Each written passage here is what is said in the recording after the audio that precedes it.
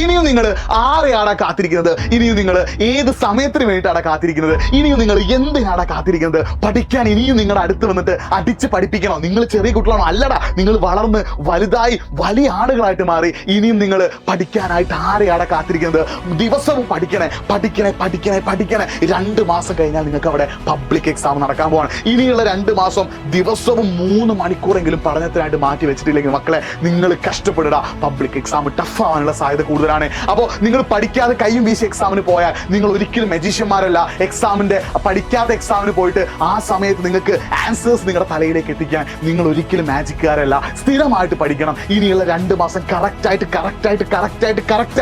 സ്ഥിരമായിട്ട് പഠിക്കണം. സ്ഥിരമായിട്ട് പഠിച്ചാൽ മാത്രമേ നിങ്ങൾക്ക് പബ്ലിക് എക്സാം ഈസി ആവുള്ളൂ. ഇനിയും നിങ്ങളുടെ അടുത്ത് വന്ന് ചെവിയിൽ ഊരിത്തരാൻ ഞങ്ങളൊന്നും വരാൻ സാധ്യതയില്ല.